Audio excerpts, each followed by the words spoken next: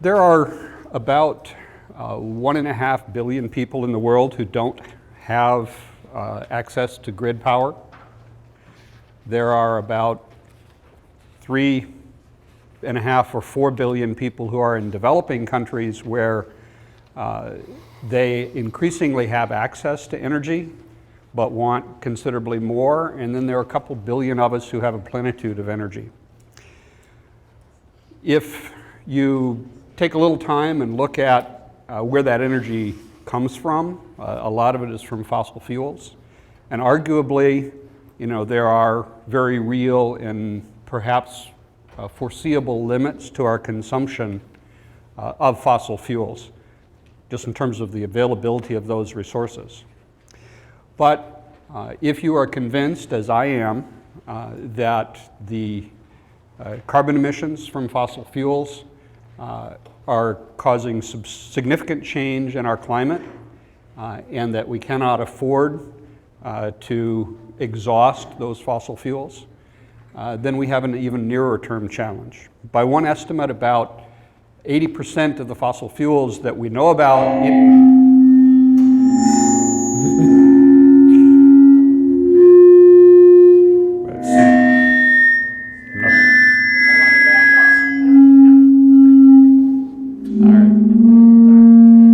not there. Okay. We'll try that again.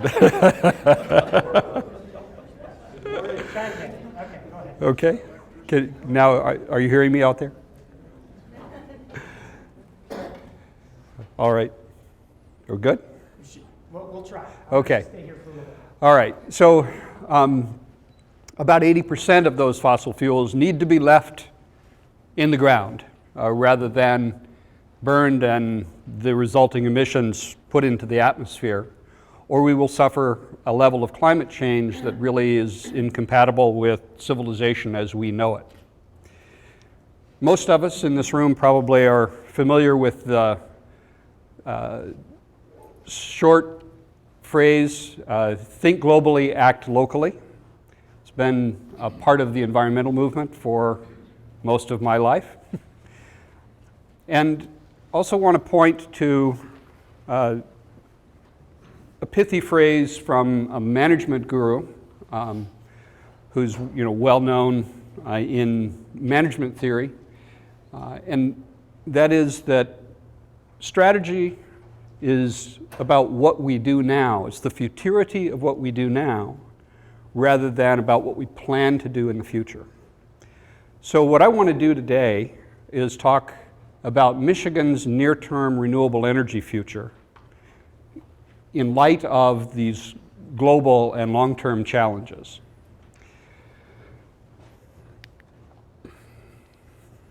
Right here. There we go. So I'm going to do some of this in context of economics because that's how our society functions. But of course, we want to keep in mind the physical realities behind that. This pie chart illustrates what we spend on energy in Michigan. And as you can see, it's about half petroleum products, and almost all of those are for transportation, though there's a little bit that goes into industrial use. And then the other half is really building and industrial process energy. So natural gas used to make electricity, and then other sources of electricity.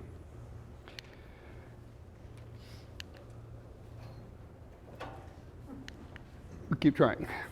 In terms of actual energy use, breaking down into what we normally think of as the sectors of the economy where energy is used, it's pretty much 25% each in residential uses, commercial uses, industrial uses, and transportation. So that half of our expenditure that's on petroleum products is about a quarter of our energy. And we pay a lot more per unit of energy for it because of the mobility that it enables. I'm not going to talk very much about transportation today, but let me just say that if you try to chart out a future where we get out of the routine use of fossil fuels, and yet we have the kind of mobility that we enjoy now, it inevitably leads you to the understanding that we're going to electrify transportation. So when we talk about electricity, we should hope that in our future we're going to be using electricity for transportation, and we have to accommodate that as well. And that even further reinforces the importance of getting to renewable sources of electricity, not only for these current uses, but for those anticipated future transportation uses. Now,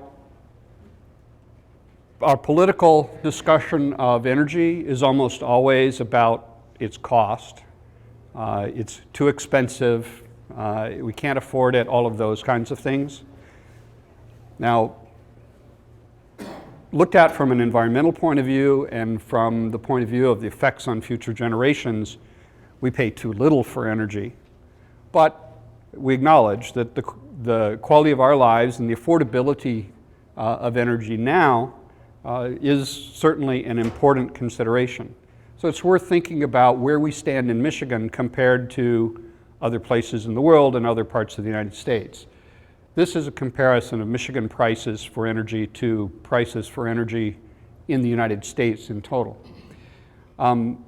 Natural gas, Citygate is the language of the industry for sort of bulk gas delivered to the entrance to the city, if you will. And then the residential rate incorporates that cost plus the cost of distributing the gas within the city or region. And you can see we pay above the national average for natural gas. That reflects that we're relatively far from most of the sources, so we have pipeline costs that we incur. And then we have a relatively low residential rate. And that's because we have a very old natural gas distribution infrastructure that's already largely paid for. And consequently, we have a lower price. I'll just tell you, that's not going to last forever. We're going to have to replace those distribution systems if we're going to continue to use natural gas. So don't expect that to persist, that difference in our pricing to persist over a long period of time. In terms of electricity, we are above the national average. In electricity policy, there's a lot of policy influence on who pays for electricity. And so you see sort of different ratios of our price at a residential level to the national than you do commercial and industrial. But you get the general picture that we pay somewhat more for electricity than the average in the United States. That reflects principally that we are far from the sources of most of the fuels. You'll see in a few minutes kind of what the composition of our electricity generation is, but a lot of it is coal. We do not produce any coal in Michigan. It's transported here from considerable distances. There's current public debate about fracking and the exploitation of natural gas reserves that we have in Michigan, but we produce only about 20% of our current natural gas consumption. And even if we fully exploited the natural gas resources that we have here in Michigan, we would only for a few years be able to push that up to 22 or 23%, and then we would exhaust our reserves and we would be back to sort of importing. Fundamentally, we import natural gas from elsewhere and we take the market price for it. So that's why our electric rates are persistently higher than other places even in our region.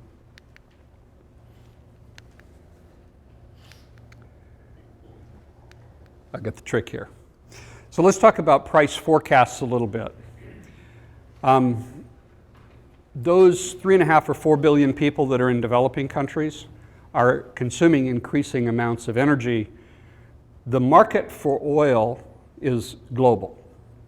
And so the price trends for oil are driven by global demand. In fact, the developed countries have been using a more or less constant amount of oil for the last 25 or 30 years, but there are big increases occurring in China and India, Indonesia, places like that. And that's what has been driving the increase in oil prices recently.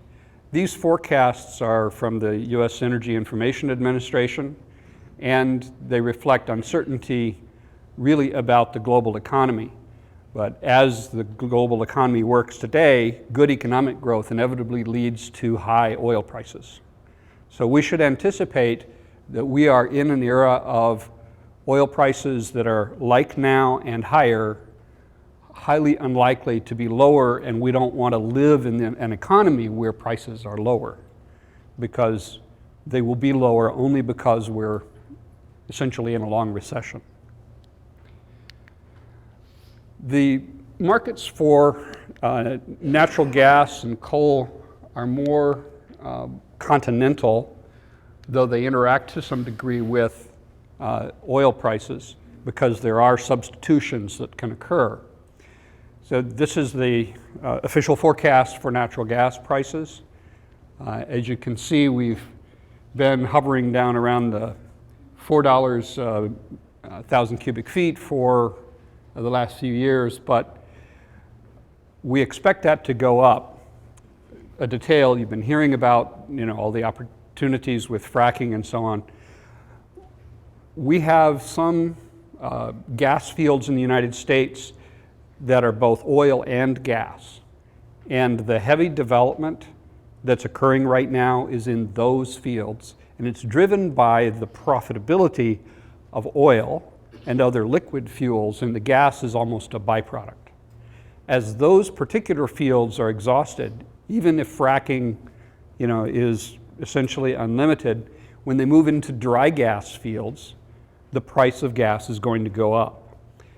There's a big debate about how quickly, how fast, how far, but I think every analyst would agree the price of natural gas is going to go up. There's a big tendency in our policies to think that what we have now is the way it's going to be for a long time. That would be a very bad assumption, in my view, about natural gas.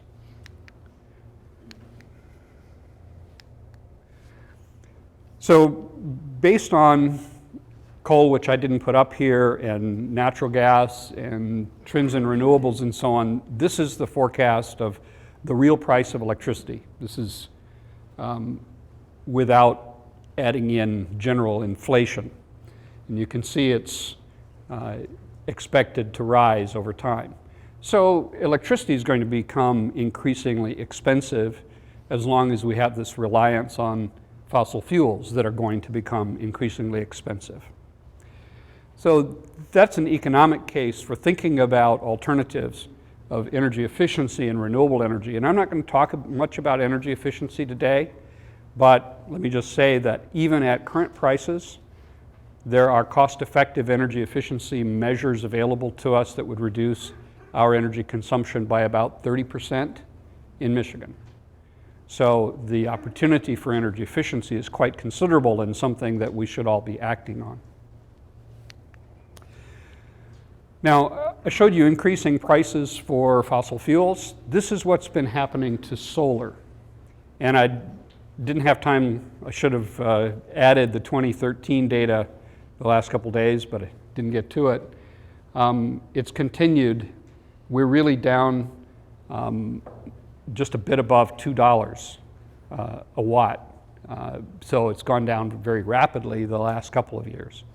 And that trend is expected to continue. There's a pipeline of technological improvements kind of in the lab, pre-commercialization. This is not something that's going to come to an end. It's much more like a Moore's Law situation, with computer processors of continued improvement in the costs of solar. That's driven in large part by global deployment and experience, and then the economies of scale and learning that come from that. The same thing has happened in wind, though less dramatically. But very importantly, I'll get there eventually. There we go. When we look at wind, there's a lot of local learning occurs and how to construct wind farms, where the best places are, all of those kinds of things. So this graph is actually cost of electricity from wind in Michigan over the last few years. And these are actual contracts between utilities and independent power producers, or estimates for projects built by utilities. And you can see that we've really made extraordinary progress. Now, you will hear in the public debate about subsidies, and it's true there's a production tax credit in here that's roughly $22 a megawatt hour. So if that was gone, you would expect these prices to go up some, but this is still extraordinary improvement, and even absent those subsidies, wind would be competitive with producing electricity from natural gas. I'll show you a bit more about that. Another brief comment is we have a whole lot of subsidies for fossil fuels, way beyond the subsidies for renewables. They're just embedded in the tax code in more or less permanent ways where, I don't know, congressmen think they're geological features or something. So just a view of what our electricity costs are made up of. This is for Consumers Energy, one of the two larger utilities here in Michigan. So generation expenses, this is either buying power from others or fuel and that sort of thing for their own power plants, is almost half. And generation capital assets, another 12%. DTE is heavier on the assets and lighter on the expenses because they buy less of their power and produce more of it themselves. But it's the same basic picture. And then the other sort of 40% is for the grid and the operations of the grid to get the power delivered to us. So when we're talking about electricity generation, that part of it, that 40%, really isn't under discussion. That cost will still be there however we generate the power, though with distributed generation you can make some marginal reductions in those relative costs.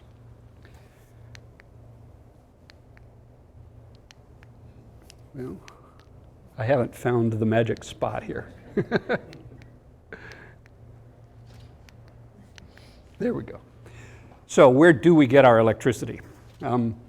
The pie chart on your left is from 2008, and the pie chart on your right is from 2012. You can see that coal is still the biggest share of our electricity generation, although it's now down. In 2012, it was under 50%. Gas was very cheap. Gas has gotten a little more expensive. We're now more like 53%. But we're roughly 50% coal. And then you can see a little bit of a shift in other things. That nuclear increase is because of improvements in some of the plants and the amount of time that they operate. It's a little hard to believe with the issues around Palisades, but in fact our nuclear plants have been operating more hours of the year than they were a few years ago. And so we've had as much of an increase in nuclear around the country as we have had in renewables over the last 10 years because of that improvement in performance of nuclear. That's not just a Michigan phenomenon. And then we have increased the use of natural gas a little bit because of the change in the price ratio. And then because we had a policy of 10% renewable by 2015, we've had a significant increase in renewable generation. We were at about 3% in 2008 when that law was passed, and we will be at about 10% at the end of 2015. There are some fussy details, but that's the general picture.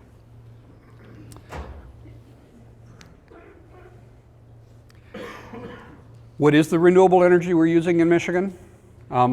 Prior to the Public Act 295 that set that 10% renewable standard, we mostly had a mix of wood-burning power plants and hydropower dams with just a little bit of other stuff. What we have built in the last few years is a little bit of landfill gas, a little bit of tiny amount of solar, a few other odds and ends, and a whole lot of utility scale wind. So that's, in Michigan, what renewable energy really has been. And given their relative costs, if we do yet more renewable energy, that is predominantly what we will see as we ramp up from, say, 10% to 30%. It would predominantly still be wind. At some point, wind sort of suppresses its own price. There'd be so much power when the wind is blowing, that the price of power goes down, and other forms of renewable generation are economically favored, but that would probably be a decade out. So right now, most of our discussion about renewables is about wind versus fossil fuels.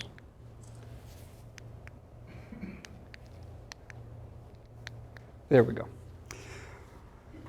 Now, when we talk about increasing our use of renewables, one of the concerns that people have is that it's going to cause us to waste money that we've already invested in the existing power plants.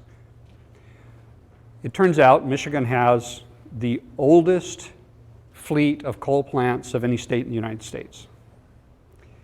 The Union of Concerned Scientists has done a couple of versions of a report called Ripe for Retirement, where they analyze the economics of all of the existing coal plants in the United States compared to what you might replace them with if they were retired, and asks, which of these plants make sense to continue operating in purely economic terms, and which of them are ripe for retirement. We have a larger amount ripe for retirement in Michigan than any other state. So this is a map showing a bunch of those plants. We have almost 6 gigawatts of plants that are ripe for retirement. Under some scenarios, we have a solid 3.6 gigawatts that are ripe for retirement. Any way you might want to think about it. I know gigawatts aren't numbers normal units normally human beings use. Let's just say that's a very big chunk. It's about 20% of our coal fleet. So we have the opportunity to retire these old coal plants in the very near future and replace them on favorable economic terms with something else, like renewables. The utilities tend to want to use natural gas because it's currently cheap, but we'll talk some more about that.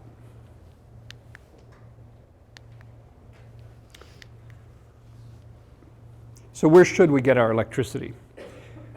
This is a recent graph from Lazard, an investment bank that operates globally and invests in energy generation facilities of all sorts. And they periodically look at the economics of the different options. So the bars represent a range of costs under different circumstances around the world. These are all in US dollars. For a variety of technologies. And I'm not sure that you can read the technologies, but the ones above the blue line are renewable, and the ones below are fossil fuels and nuclear, or so-called conventional. Let's see if I can do this. So these are solar up here at the top, and then there's geothermal, biomass, wind, and then energy efficiency. This is battery storage, which is a slightly complicated thing. Down here you get natural gas peaking, combined cycle, nuclear, and then coal.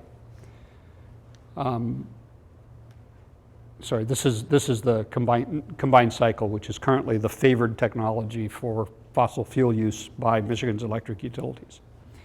So you can see that energy efficiency is far and away the cheapest resource that's available to us. Michigan's current energy efficiency programs are saving energy at about 2 cents a kilowatt hour. It costs us about 8 cents a kilowatt hour to generate in bulk terms, and then delivered to us, it's, depending on what type of customer we are, it's upward to 14 cents a kilowatt hour. So energy efficiency is a really good economic deal, and also, frankly, a really good environmental deal. So we absolutely need to keep that in mind. The real competition right now is between wind, which is in this range, and natural gas combined cycle. Consumers Energy recently had a case before the Public Service Commission where they wanted to build a new natural gas plant. Their estimated cost of electricity from that natural gas plant was around $80 a megawatt hour, or 8 cents a kilowatt hour. Their estimate from a wind plant was that it would be about, unsubsidized, about $66 a megawatt hour, or 6.6 cents a kilowatt hour. Now, they still wanted to build the gas plant because of their perceptions of what's needed for reliability. We'll talk a little more about that, but that was really, those are numbers from Michigan. So we're in a position now where wind is competitive with natural gas, and they're both cheaper than almost anything else.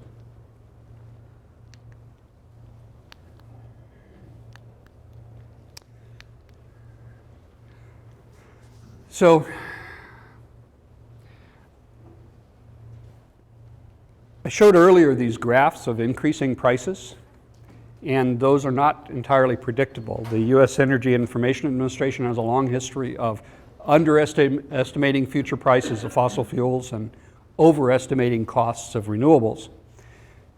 So we need to take account of these financial risks when we make these decisions.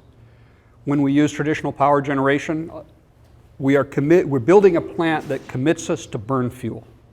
And we're going to burn fuel at whatever the price is when we need it. So the future price of fuel, which is uncertain, is a commitment we're making when we make that kind of investment. And in case of coal, about half of the cost of the electricity is in fuel. In the case of natural gas, it's about 65%. So we really are betting on those future prices when we make these kinds of decisions. When you build renewables, wind and solar, basically all the costs are in the initial capital investment. Very tiny ongoing operation and maintenance costs. And so there essentially is no uncertainty about what the cost of power will be from these renewable sources. Under our traditional way of regulating utilities, the risk on those fuel prices is passed through to us as their customers. The utility is not at risk that they made the wrong bet. Therefore, they have no incentive to really focus on the right bet, or at least they have much less incentive than we do. So for those who say, well, the utilities know best, or let the market decide, you have to do that in the context of who bears the risk. And we really, the way we do it now, the people who are making the decision are not bearing the risk. And that, no doubt, distorts their decisions. So I'm not going to take you through the complexity of this, but basically, if you go look at the financial markets in future options for natural gas, there's a risk premium, and you can do some fairly fancy math and get a sort of a cone of future prices at each point in time. And that's what this graph represents. And you'll see that on the lower end, the prices are never very much lower than the sort of mainline price of power of natural gas, but the upside is, distinctly higher. If you account for that risk, then a decision to build a natural gas plant is pretty risky. And when you compare it to wind, wind is a great hedge against that potential cost. So from a pure economist's point of view, careful analysis says we ought to be doing renewables, a lot more renewables, just because we don't want to incur this risk. It's good insurance against the future prices of fossil fuels. And that's even before you account for the environmental benefits of making that choice. When we do that same kind of analysis, looking at all the possible sources of electricity, you can graph it like this. So the vertical axis is the cost of power from these different technologies, and the horizontal axis is the risk, increasing to the right. You can see the low cost, low risk option is efficiency by a clear margin. And then at higher cost, but still relatively low risk, you get onshore wind with the current incentives, or a little bit higher onshore wind, unsubsidized. If you look at natural gas, it's about the same cost as onshore wind, but it's significantly more risky. And then you get up here into things that we used to do in the past, coal, nuclear. They're both high cost and high risk. And so we need to change our approach to the future with these things in mind. So how much could we produce in Michigan? Renewables. These are data from the National Renewable Energy Research Laboratory, part of the U.S. Department of Energy. And they've done an analysis of the entire country summarized by state and other ways. And this is solar PV in urban areas. We currently have about 33 gigawatt hours. It's a seemingly big number, but it's quite small in context. We could generate about 74,000 gigawatt hours in Michigan. That would be solar on between a quarter and a third of our rooftops, basically. Onshore wind, we currently get about 1.1 gigawatt hours.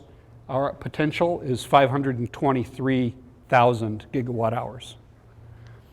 And then sustainable bioenergy, which would mostly look like anaerobic digestion to make gas from food waste and biosolids and manures and things like that. About 3.3 gigawatt hours now, and we have a potential of almost 12. So we've done a lot of that.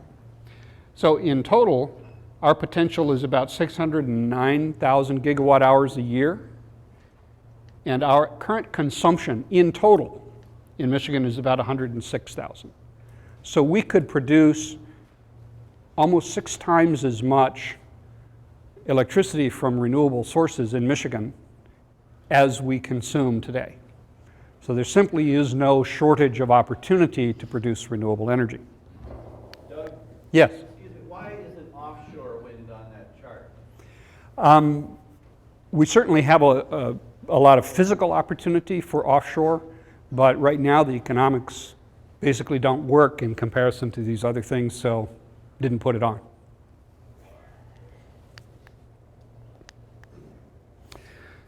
So will renewable generation be reliable? We're operating at 10%. We're debating, should we increase that a little bit? Meanwhile, there are people who are doing comprehensive engineering models of what it would take to get to very high renewable energy penetration.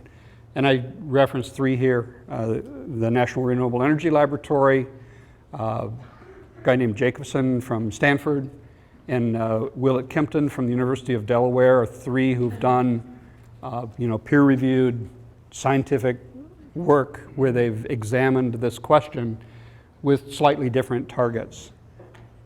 What they have all shown is as long as you build transmission so that you can move power around from place to place, there's always renewable energy available. And we can get to these kinds of numbers and balance in every location, every hour of the year. And when you add up the costs of such a system, it's cheaper than what we expect it to cost if we continue with the fossil fuel future. So when we're talking about going from 10% to maybe 20 or 30%, we're not even in this realm. There's simply no problem with being reliable with a high level of renewable penetration. There are countries in the world that are now operating well above 50% renewable. There are states in the United States that are in the 25 and 30% range today. Iowa's 26.5% in 2013. Hawaii is creeping up on 40%. So, they haven't had any more outages than we have. In fact, less. Although that's not because of generation, it's because of distribution problems. But nonetheless, there simply isn't a problem. We just have to think about it differently, that instead of flipping the switch on or off, we have to balance electricity from a bunch of different sources and move it around. That's the nature of the reliability question. All right, can we afford it? I did some work with the Union of Concerned Scientists. The report actually came out this past Monday. We used a model called REEDS. It's the Renewable Energy Deployment System that was originally developed by INRA. And it models the hourly supply and demand of power throughout the United States, broken up into fairly small zones. There are 13 zones in Michigan to give you a sense of the geography. And we had that model project what the least cost way would be to meet a requirement of 32.5% renewables in 2030. And then asked how that cost compares to projecting our current path, or what it would be without an increased renewable requirement. And here you see in various years what this means for average retail prices. So in 2014, if we were on this course of 32.5% by 2030, we would spend just a little bit more. In 2018, we would be spending, about 3% more for electricity as we financed those investments. By the time you get out here to 2024, it's cheaper because now we have this fuel-less source of electricity and we're not using as much fuel as we would in the baseline case. And we're essentially at break even out in 2030. So can we afford it? Pretty simply, it doesn't really cost us very much, if anything. Over this period, it adds up to about 0.5%. So we can afford it. It's not something that we should be afraid of. And that's really because wind is fully competitive on a cost basis with natural gas and will in the future be cheaper.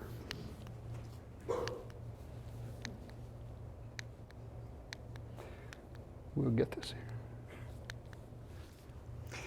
One last point, jobs. What kind of employment and income do we get out of different energy choices?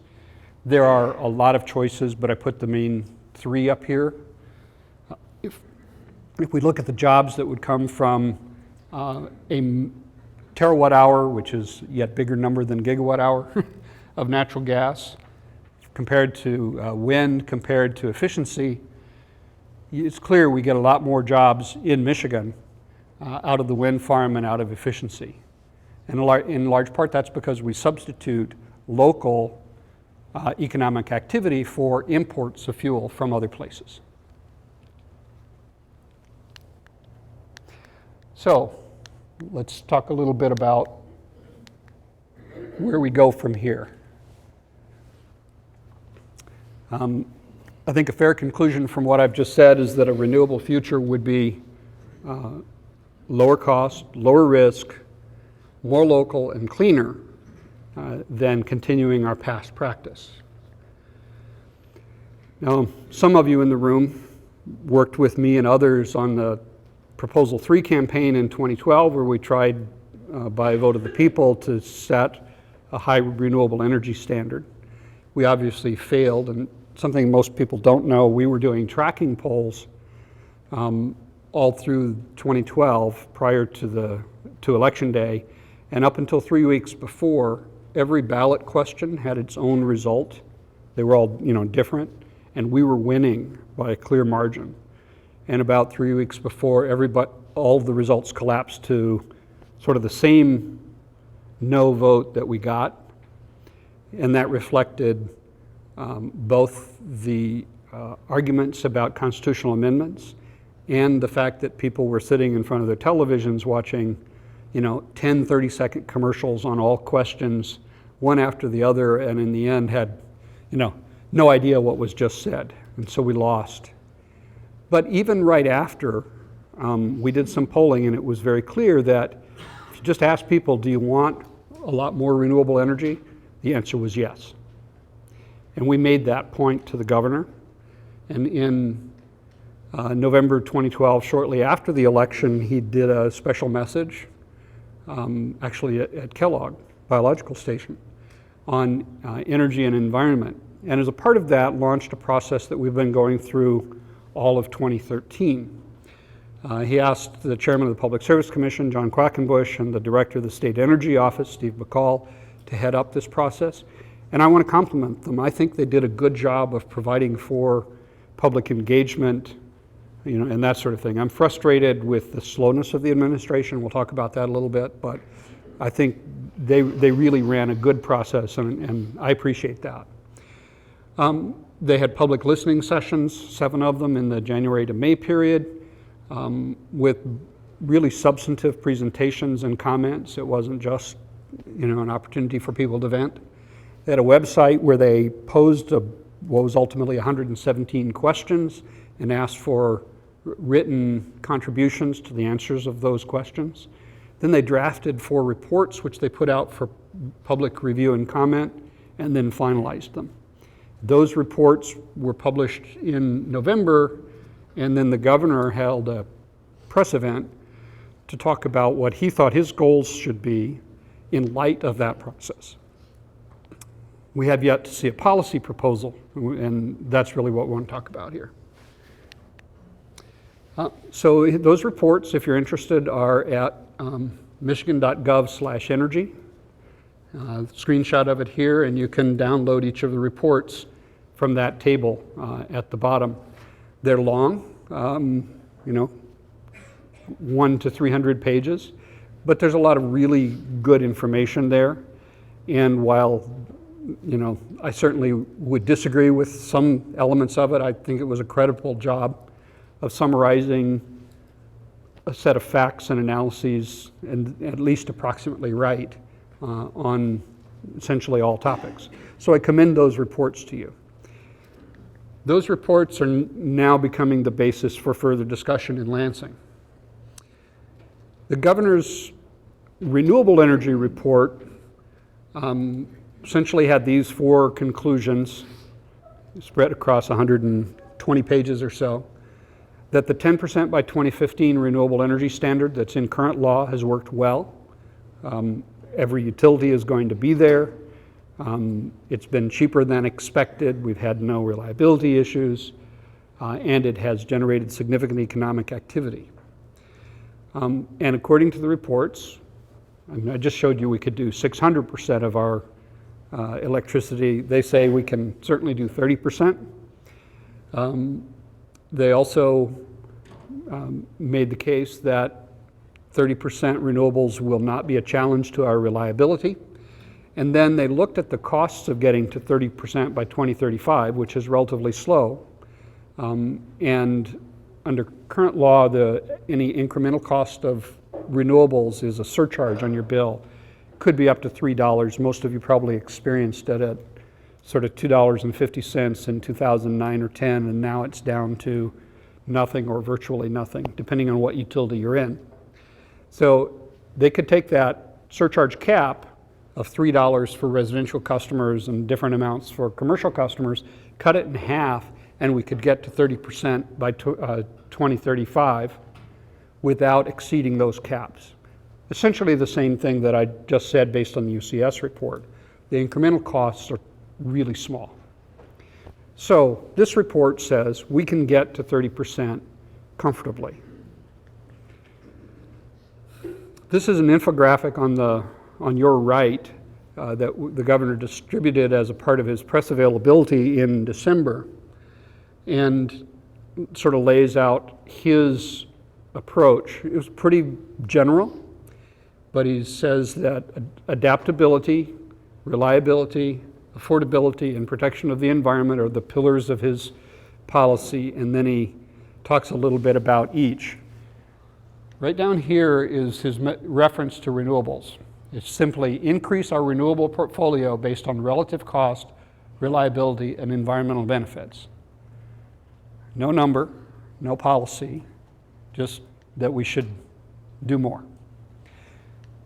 The good thing is, here it says reduce coal and replace it with newer, cleaner technologies, natural gas and renewables.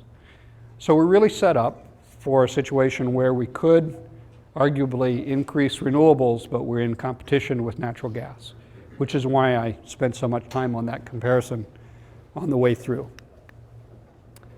So what do Michigan's voters want? We had some polling done December 9th to 11th of 2013. Based on what we knew the governor was going to say. And one of the questions we asked was, which of the following sources of energy would you want to encourage the use of here in Michigan? And this is the result.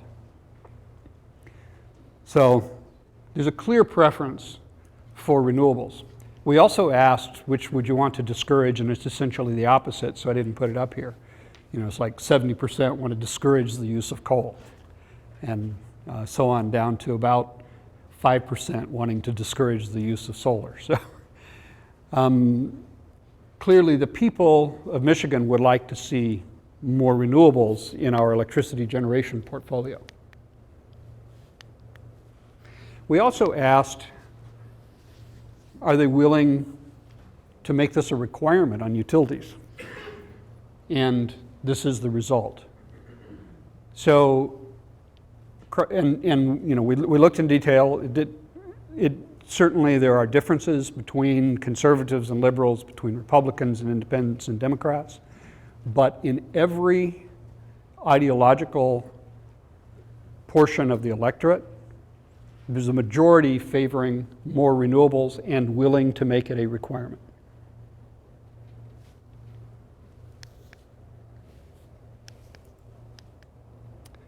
Oops, wrong direction.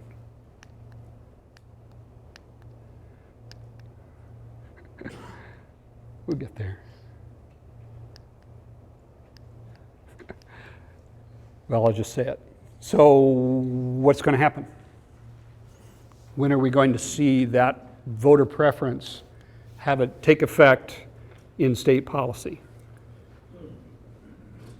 Two conditions. When Michigan's utilities decide that they want to do this, or we stand between them and something else that they want, and when Michigan's legislature agrees on whether and how to govern. So I've been talking to members of the legislature, about the governor's reports, and I would say certainly there are some individual legislators who think this renewable stuff is crazy and a bad idea and so on, but most of them, like the voters, would like to see more renewables. But they either don't want to govern in this area, let the market take care of it, or they have differing views about how to govern. Are you in favor of mandates, or should we have goals with incentives, or should we have tax subsidies, or environmental penalties, or how are you going to get utilities to do this? And there just is no consensus on that point, particularly within the Republican caucus. There's some range of opinion within the Democratic caucus, but the argument is no longer about renewable energy. It's over how to govern and whether to govern. So that's really the precondition for us to advance on renewable energy in Michigan, is to sort out the question of how we govern. If we can do that, we can have a renewable energy future and do it in the near future. The governor's team have really set the sideboards by this report that says 30% is absolutely doable. And increasing at a rate of 1%. We've done similar analyses that say 1.5% per year. So Michigan's near-term renewable energy future is either we're stuck where we are because we can't agree how to govern ourselves, or we can have a steady increase in renewables at about that rate. Thank you very much. I appreciate the opportunity to talk to you.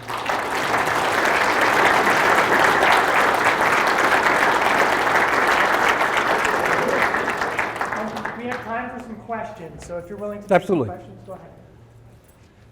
Yes, ma'am. Yeah, I'll stand.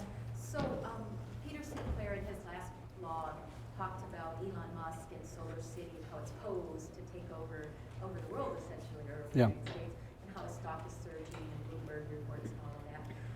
I don't understand the model well enough, and from what I understand, maybe there's restrictions in Michigan for such a model, but I guess it involves long-term leasing of rooftops, and I just wondered, what do you know of limitations? I mean, could a company like Solar City come in and do that? Because we're open. I mean, Yeah. our barn, we love. I mean, I imagine everybody here would love to lease all of their rooftops. Yeah. Solar City's model is essentially that Solar City will put a solar system on the roof or in your yard or whatever, and they own it, and then they'll sell you the power at the same price as you would buy it from the utility. And that is actually legal in Michigan. The challenge is that if you produce more than your own consumption, then you have to put it out on the grid or store it. And we don't treat people very well who produce excess power and put it on the grid. Our utilities essentially pay you the equivalent cost of the fuel to produce that power, but none of the rest. So the economics of Solar City's model are challenged a little bit by us having solar conditions that aren't as good as, say, California, Arizona, but also by the relatively poor way we treat excess generation. The recent coverage that you've seen is where they're now starting to add storage into their model. And that storage costs are just now getting, battery costs, just getting low enough that makes sense in places with really good sun conditions. So there's a really interesting report out of Rocky Mountain Institute within the last couple of weeks that looked at the economics of really getting off the grid using solar and storage and projected when that would be economically competitive with grid power in various parts of the country. And the answer is we're there in Hawaii completely. And then it starts in the southwestern part of the continental US and sort of spreads north and east over the years. And we'll probably be there in Michigan in around 2025. So right now it's really just an economic competitiveness question of that versus something else. Let's see, back here you were. I'm curious, Doug, on the slide that you showed that compared the unsubsidized costs of renewable energy to fossil fuel energy, did that include taking away the subsidies that the fossil fuel industry is currently being given? For No, it did not. Military, everything like Yeah, that? no, it did not. Just a couple of brief points on that. Most gas and oil production in the US and some of the coal is under a form of organization called a master limited partnership. And that's only available for fossil fuels. It's not available for renewables. Just doing that for renewables would reduce the cost of electricity from wind by on the order of 12%. So it gives you an idea of the scale of that subsidy. So, but to your question, no, that was assuming the current tax policy for fossil fuels. Yes, sir.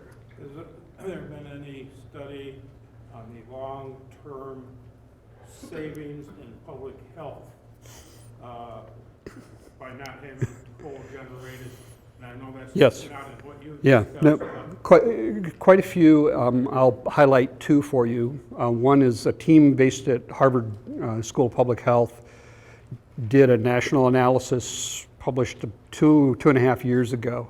And their basic conclusion was that the health damages from using coal exceeded the retail value of the electricity from coal plants. The Michigan Environmental Council had a consulting firm that specializes in sort of health economics out of the Boston area do a study about 3 years ago looking at 9 of Michigan's oldest coal plants. And the annual health damages due to those 9 old coal plants, which weren't even all of the ones in this map that I put up, were on the order of $1.5 billion a year. So there are very substantial health costs. Some of that is actual health care, some of it is reduced length of life.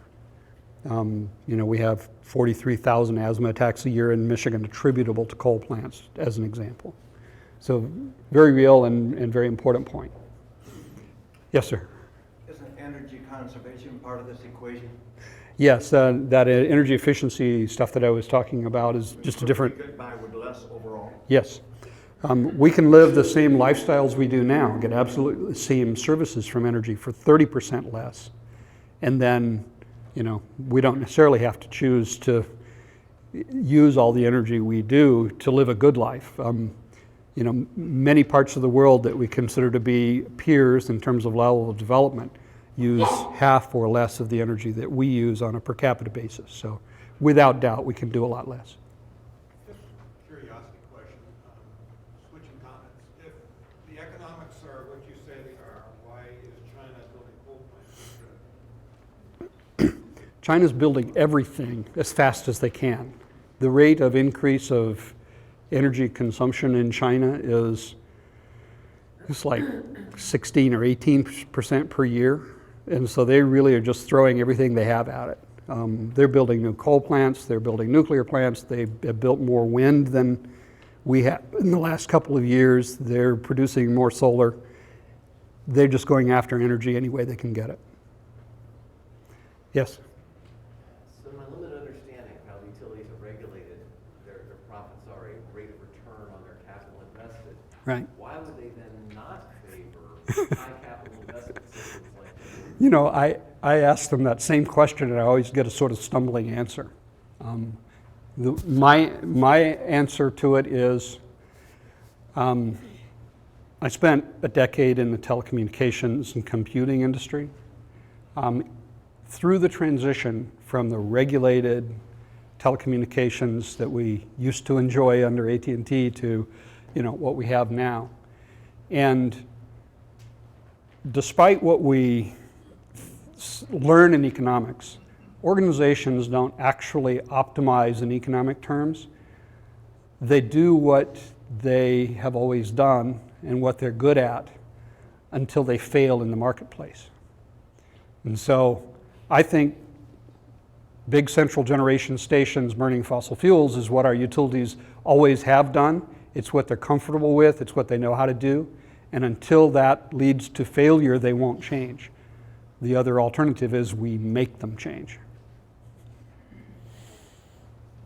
Yes, sir. One more question, and then we're going to take a break. I've been concentrating over here. If I missed anybody, go ahead. If Michigan were on its own grid system, and if we have enough sustainable power, do we need to be connected to a national grid system, or would we be better off with higher reliability? Our power would actually be more expensive if we were not connected to the national grid, especially under a renewable future. In the NREL study that I mentioned of 80% penetration by 2050, they modeled it assuming we could build as much transmission, which is the long distance movement of electricity, as was economically warranted. And then they ran some scenarios where they assumed various limitations on that. And you can still get to very high penetration even with limits on transmission, but it changes the mix and raises the expense. So that's kind of the trade-off. And part of the change in the mix is that it leads to more storage because you can't send your excess, to the neighbors when you've got excess and then get it back from them when they do. You have to store it locally. So that's really the sort of range of technological choices. Thank you. Well, thank you very much.